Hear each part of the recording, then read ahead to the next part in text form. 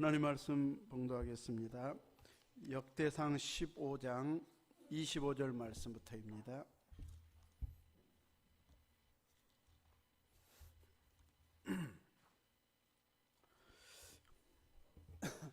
25절에서 29절까지 봉독하겠습니다. 이에 다윗과 이스라엘 장로들과 천부장들이 가서 여호와의 언약궤를 즐거이 메고 오벳에돔의 집에서 올라왔는데 하나님이 여호와의 언약궤를 맨 레위 사람을 도우셨으므로 무리가 수송아지 7마리와 순양 7마리로 제사를 드렸더라. 다윗과 및 궤를 맨 레위 사람과 노래하는 자와 그의 우두머리 그나냐와 모든 노래하는 자도 다 세마포 겉옷을 입었으며 다윗은 또 배에 에봇을 입었고 이스라엘 무리는 크게 부르며 뿔나팔과 나팔을 불며 재금을 치며 비파와 수금을 힘있게 타며 여호와의 언약궤를 메어 올렸더라. 여호와의 언약궤가 다윗성으로 들어올 때에 사울의 딸 미갈이 창으로 내다보다가 다윗 왕이 춤추며 뛰노는 것을 보고 그 마음에 업신여겼더라. 아멘. 지난주 오후 예배 후에는 금남로에 한 4명 정도 간다 모르겠습니다. 많이는 못 가고 또 우리 집사님은 늦게까지 계시고 이렇게 사진도 보내주시고 그랬더라고요. 숫자들이 많이 모여서 막 어디가 있는지도 모를 정도로 전화를 했어도 나중에 와서 보니까 전화가 찍힌 걸 알았습니다. 한 3만 명에서 5만 명 정도로 그날 우리 성도들이 모여서 기도회 하고 또 행진하고 했었는데 여수에서 또 고흥에서 그리고 목포에서 또 전라북도나 충청도에서까지도 오신 분들이 있더라고요. 아무튼 고흥 섬에서 오신 아는 목사님도 오셔가지고 저도 깜짝 놀랐었는데 이렇게 열심히 기도해도 또 그쪽만을 추구하는 이런 또 힘이 있다 보니까 아주 긴장을 늦추지 않으면 언제 또 통과시켜 버릴지 모를 그럴 상황입니다. 그쪽 기어 축제하는 쪽은 한 1000여 명 정도 모였다고 그러던데 경찰은 1500명인가 2000명 왔고 그 모인 수보다 더 많이 와가지고 다 보호해주고 못 가게 혹시 충돌 일어날까봐 그런지 아예 다 막아주어서 축제하도록 그래서 이제 저녁에 이제 해산시키려고 하는데 이제 거리 시가 행진을 한다고 하니까 우리는 막으려니까 이제 못 간다. 그러니까 경찰서장이 경찰에서 우리가 책임지고 이제 해산시키겠다. 이제 그 확답을 받고 해산시키고 이제 다들 마지막까지 남으신 분들은 돌아왔었습니다. 우리들은 나라를 위해서 기도해야 되고 또 이제 이 민주화 정부인 것처럼 하면서도 또 이제 이 신앙적으로는 방해되는 이런 법들을 많이 이렇게 만들어 가려고 하는 시도들이 곳곳에서 있기 때문에 이런 때일수록 우리들은 나라를 위해서 또 지역을 위해서 더 많이 기도할 수 있기를 바랍니다. 오늘은 역대상 15장 25절에서 29절에 있는 말씀을 통해서 하나님을 인정하는 믿음 이런 제목으로 은혜를 사모하도록 하겠습니다. 다윗은 법궤를 왕궁이 있는 예루살렘으로 모셔오는 것을 간절한 마음으로 사모했습니다.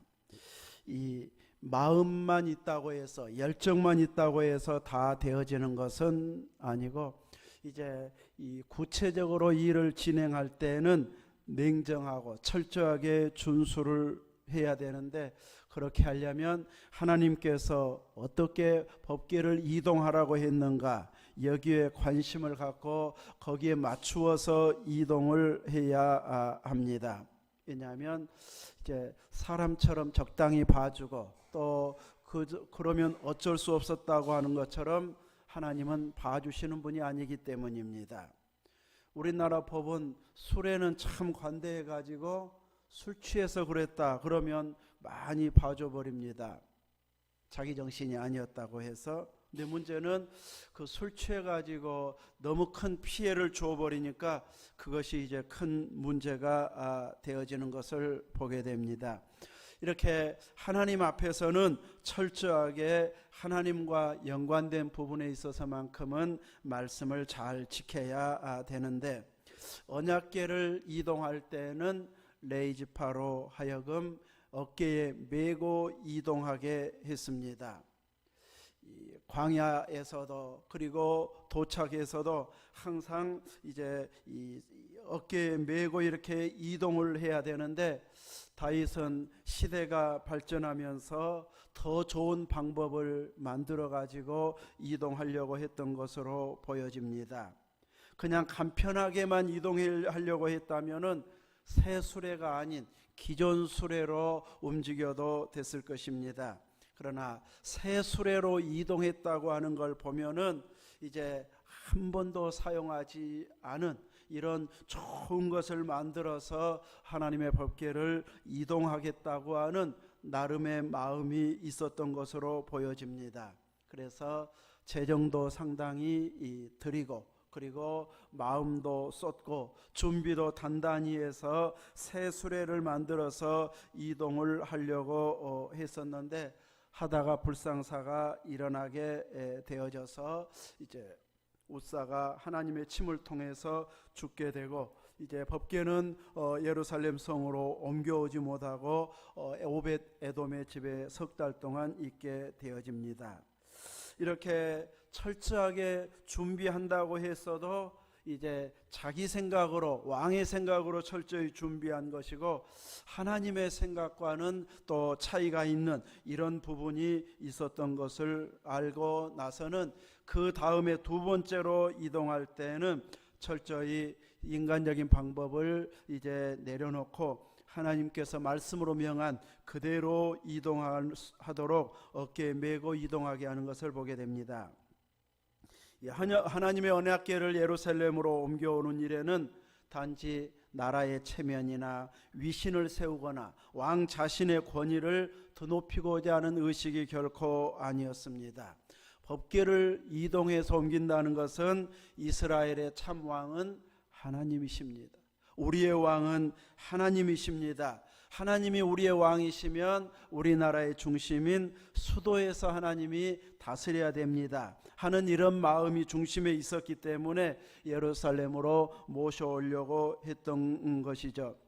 하나님이 이스라엘의 왕이시기 때문에 법궤를 모셔오는 것은 마치 왕의 즉위식과 같은 이런 행사가, 법궤를 옮겨 모셔오는 행사라 할 수 있습니다. 이제 최고의 통치권자가 왕이기 때문에 그냥 밑에 신하들 시켜가지고 또 레인들 시켜가지고 이동시켜라 하고 명령만 내려도 얼마든지 잘 이동을 할 수 있었을 터인데, 다윗은 자신이 직접적으로 참여하고 자신이 직접 그 일에 나서고 있고, 또 하나님을 찬양하고 높이는데 앞장서서 모시고 있는 이런 모습을 보이는 것을 통해서 알 수 있는 것은, 내가 왕이니까 나는 가만히 있고 너희들이 알아서 해결해라, 이런 식으로 자기를 높이는 자가 아님을 보여주고, 또 한편으로는 내 위에 왕이 계시는데 그분이 하나님이십니다 하는 고백으로 법궤를 모셔오는 일에 본인이 직접 참여하고 있고, 또 단순하게 참여하는 것이 아닌 직접 찬양하고 춤추면서 기뻐하면서 동참하고 있습니다. 또 궤를 맨 레위 사람과 노래하는 자들, 그리고 동참하는 모든 자들이 세마포 겉옷을 입고 구별된 모습으로 이동을 시키는 때에 다윗 자신도 배 에봇을 입고 참여하고 있습니다.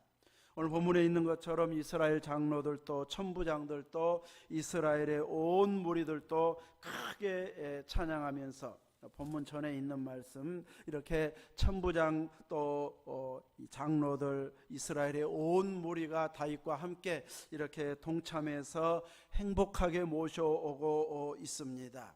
또 뿔나팔, 나팔을 불고 재금을 치고 비파와 수금을 타면서 레위인들이 직접 참여하면서 즐거움으로 모셔오는 이 행사를 거대하게 진행시키고 있습니다. 바로 이런 영광스러운 일에 왕이 직접 참여하고 있고 앞장서고 있고 헌신하는 이런 모습을 보이고 있는데 반해서 이제 이러한 기쁨에 경망스러운 행동을 보이고 지적하고 왕의 행동이 이제 옳지 못했다고 이렇게 이 아랫사람들이 업신여길 이런 행동을 했다고 따지는 이런 자가 있었는데 바로 다윗의 부인 미갈이었습니다. 그는 이 행사에 참여하지 않고 창문에서 내려다보면서 다윗이 춤추며 찬양하면서 오는 그 모습을 보면서 마음에 업신여기는 이런 모습을 보여주고 있습니다. 그런데 성경은 이렇게 한 미갈을 다윗의 아내다 혹은 왕비다 이렇게 표현하지 아니하고 사울의 딸이다 이렇게 지적을 하고 있습니다. 그를 높이려면 왕비라고 한다든지 다윗의 부인이라고 말하든지 이렇게 표현해야 맞을 것 같은데 몰락한 왕의 이름을 다시 언급하면서 사울의 딸이었음을 언급하고 있습니다. 사울 왕은 하나님 마음에 합한 왕이 아니었습니다. 하나님의 말씀을 업신여기고 자기 마음대로 바꾸어서 적당하게 지키면서 다 지킨 것처럼 표현하고 잘못을 지적했을 때에도 백성들이 보는 앞에서는 왕의 체면 좀 세워달라고 부탁하면서 사무엘이 같이 가주기를 요구할 만큼 하나님의 말씀대로 순종하기보다는 왕의 체면을 더 중요하게 여겼고 또 하나님의 기름 부은 자를 죽이려고 쫓아다니는 자, 또 우상에게 물어보는 이런 잘못을 한 자가 사울이었는데 바로 그 왕의 그 딸이다. 이것을 말하려고 사울의 딸이라고 강조하고 있습니다.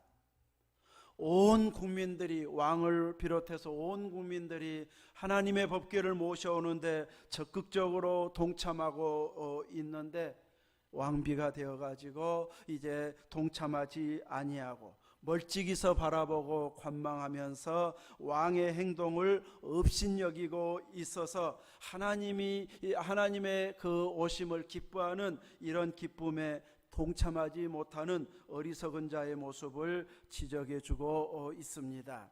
사무엘하 6장 23절에 보면 그러므로 사울의 딸 미갈이 죽는 날까지 그에게 자식이 없으니라 이 말까지 언급하고 있습니다. 오늘 본문에서는 마음의 업신여겼다로 딱 마무리를 하고 있지만 사무엘하 같은 내용의 본문에서는 그 일로 인해서 사울의 딸 미갈이 죽는 날까지 그에게 자식이 없었다.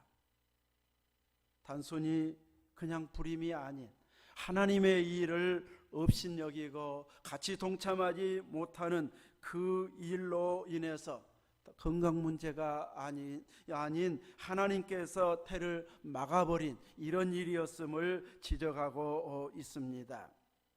오늘 우리들은 두 가지 모습을 볼 수 있는데 적극적으로는 다윗 왕처럼 하나님을 모시고 하나님의 일을 하는데 이 적극적인 참여자가 되어야지 미갈처럼 인간적인 생각으로 저건 왕의 채통에 맞지 않아 하면서 본인 생각으로 거부하고 그 하나님을 모시는 일에 방해자가 되는 적극적인 참여하지 않는 이런 자가 되어져서는 안 된다는 이 두 가지 모습을 볼 수 있어야 할 것입니다. 오늘 우리들도 주님의 일을 하는 데 있어서는 이렇게 관망하거나 업신여기거나 불평하는 자리에 있지 아니하고 다윗처럼 적극적으로 참여하는 동참자가 되어져야 할 것입니다. 우리가 하나님 주신 은혜, 하나님을 인정하는 믿음의 길을 제대로 걸어가기 위해서는 이제 예배에 적극적인 참여자가 되어야 할 것입니다. 누군가가 오라고 하면 가고 또 이제 관리하지 않으면은 마음이 다른 데 가 있고 이것은 구속받은 성도의 자세가 결코 아닙니다. 예수님의 피값으로 내가 구원받은 자인 것을 확실하게 믿는다면 우리의 최고의 가치를 예배에 두어야 됩니다. 미갈처럼 세상적으로 그 이상의 자리가 없을 만큼 여성으로서는 최고의 위치까지 올라갔다 할지라도 하나님을 예배하는 자리에 빠지고 비판과 방해하는 이런 자로 남아 있었을 때는 이제 그는 더 이상 높은 위치에 있는 자리가 아닌 부끄럽고 불쌍한 자가 되어져 버리는 것을 보여주고 있습니다. 아무리 최고의 통치권자의 부인이라 할지라도 자식이 없으면은 이렇게 적극적으로 자기 권세를 내세울 수 없는 위치가 되어버리는데, 그것이 몸 건강 때문이 아닌 이렇게 하나님을 찬양하는 다윗을 업신여긴 것 때문에 이렇게 자식이 없었음을 성경은 지적하고 있습니다. 영광스러운 주의 일에 동참자 또 지지자가 되어지고 앞서 헌신하는 이런 예배의 일꾼이 되어져야만이 우리는 하나님의 은혜에 참여하는 자가 되어질 것입니다. 또 한편으로 우리가 적극적으로 임해야 할 것 중에 하나는 기도와 찬양입니다. 못한다고 물러설 일이 아니고 못해도 반복하고 또 반복하면 결코 못할 것이 아닙니다. 우리는 세상 노래 내가 좋아하는 것은 다 외워가지고 안 보고도 다 부르잖아요. 근데 성경은 찬송은 안 보면 못 부른다, 이렇게 적당하게 넘어가 버리는 것은 한 번도 애우려고 시도하지 않고 또 좋아해 보지도 않기 때문에 이제 이렇게 안 불려지고 안 외워지게 되어지는 것이죠. 요즘 곡들은 더 어려워요. 몇 번 불러가지고는 잘 익혀지지도 않습니다. 그래서 아주 수십 번 핸드폰으로 또 검색해가지고 듣고 또 듣고 듣고 또 들어도 악보까지 봐야 불러지지 잘 안 불러지더라고요. 꽃들도 구름도 바람도 넓은 바다도 이 순서 외우는데도 저 한참 걸렸습니다. 꽃이라겠다, 바람이라 뭐가 앞에, 꽃은 맨 앞인 줄 알겠고 넓은 바다 그러니까 맨 끝인 줄 알았는데 중간에 두 가지가 왔다 갔다 해가지고 그거 외우는데도 한참 걸렸는데, 제가 외우는 방식은 꽃구름만 생각하자. 그럼 꽃들도 구름도, 그 다음에는 이제 바다도 바람도 넓은 바다도, 이렇게 자기 나름대로 잘 안 익숙해지는 부분들은 익숙한 것과 연상을 해가지고 자꾸 외우려고 하다 보면 조금씩 외워지게 됩니다. 그래서 일하면서도 찬송하고 오고 가면서도 찬송하고 들으면서도 같이 따라 부르고 이러면서도 이렇게 적극적으로 부르고 구하는 자리에 우리가 있어야 하나님을 인정하는 자로서의 살아가는 모습이 되어집니다. 분명히 하나님을 인정하고 살아계신다고 믿는다고 하면서도 그분에게 기도하지 않는다. 이것은 하나님 도움 없어도 내 힘으로 얼마든지 살 수 있습니다. 그 의미가 되어져 버립니다. 기도 안 한다는 것은, 못한다고 해버리는 것은. 내 스스로의 힘으로 얼마든지 살 수 있다는 것이 나는 그런 의미로 한 말이 아니고, 사람들 듣기에 와, 권사님 진짜 기도 잘해요, 그 칭찬 듣고 싶은데 그 정도 못하니까 나 절대 시키지 마시오, 이제 이럴 정도인데, 이제 실은 그것이 사람들이 잘한다 못한다 말 듣는 것이 중요한 게 아닙니다. 하나님이 내 기도를 들으시고 응답해 주시는가 안 해 주시는가, 이것이 더 중요한데, 부르짖지도 않으면 하나님은 계속 기다리셔 버립니다.